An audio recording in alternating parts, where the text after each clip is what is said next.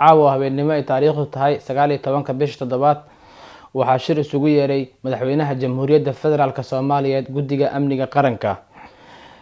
Shirka oo looga hadlay xaaladihii amni ee u dambeeyay ayaa falanqeyn dheer kadib waxaa ka soo baxay qodobada soo socda. Qodobka koowaad, guddiga amniga qaranka waxa uu bogaadiyay dadaalka ciidamada amniga ay uga jiraan sugidda amniga dalka, gaar ahaan sida ay uga jawaabeen falalkii ugu dambeeyay argagixisada. Qodobka labaad, guddiga amniga qaranka waxa uu uga tacsiyay shacabka Soomaaliyeed khasaarihii kala duwanaa ee argagixisadu ay geysteen.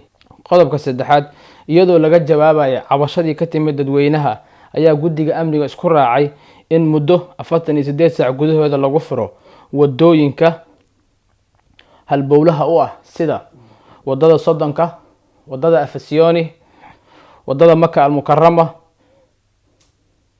iyo wadooyinka kale ee la midka ah.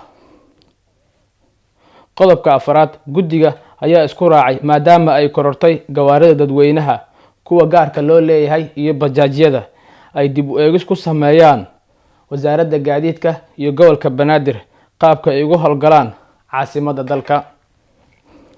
Qodobka shanaad, guddiga isaga oo tixgelinaya baahiyaha ganacsatada Soomaaliyeed waxa uu go'aamiyay in dekedda Muqdisho ay shaqeyso 24 saacadood iyadoo fulinta hawshan loo xil saaray xafiiska ra'iisul wasaaraha, wasaaradda maaliyadda, wasaaradda ganacsiga, wasaaradda amniga, wasaaradda dekedaha iyo gobolka Banaadir.